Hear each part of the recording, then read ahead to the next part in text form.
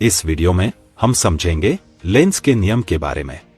इस नियम के अनुसार जब किसी स्थायी चुंबक या इलेक्ट्रोमैग्नेट को किसी चालक या धातु की कुंडली के पास हिलाया जाता है तो उसमें प्रेरण के माध्यम से करंट पैदा होता है। यह करंट उस चालक में अपना खुद का चुंबकीय क्षेत्र बनाता है और यह नया चुंबकीय क्षेत्र उस चुंबक की गति का विरोध करता है, यानी यह चुंबक को हिलने से रोकता है। आइए इसे एनिमेशन की मदद से समझते हैं।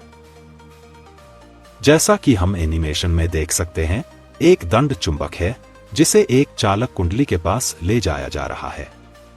इस कुंडली को एक एमीटर से जोड़ा गया है। जैसा कि हम जानते हैं, चुंबक को हिलाने पर प्रेरण होता है और उससे कुंडली में करंट पैदा होता है। साथ ही हम यह भी देख सकते हैं कि करंट की दिशा चुंबक की गति के साथ बदल रही है। यह करंट कुंडली में अपना चुंबकीय क्षेत्र बनाता है, जिसकी ध्रुवता करंट की दिशा के साथ बदलती रहती है। जब चुंबक को आगे की तरफ ले जाया जाता है, तब कुंडली में करंट की दिशा दक्षिणावर्त होती है।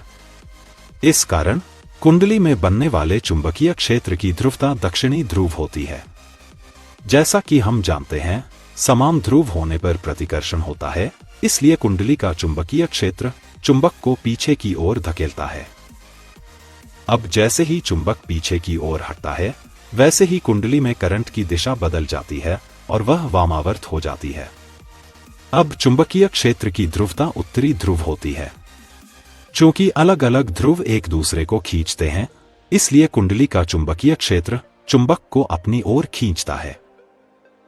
एनिमेशन में हम देखते हैं कि चुंबक की दिशा बदलने के साथ साथ कुंडली में चुंबकीय ध्रुवता भी बदलती है। इस तरह कुंडली में पैदा होने वाला चुंबकीय क्षेत्र चुंबक की गति का विरोध करता है। इसी को हम लेंज का नियम कहते हैं।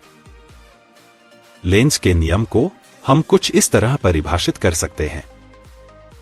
बदलते हुए चुंबकीय क्षेत्र के कारण पैदा होने वाले करंट की दिशा ऐसी होती है कि वह उस बदलाव का विरोध करती है जिससे वह पैदा हुआ है।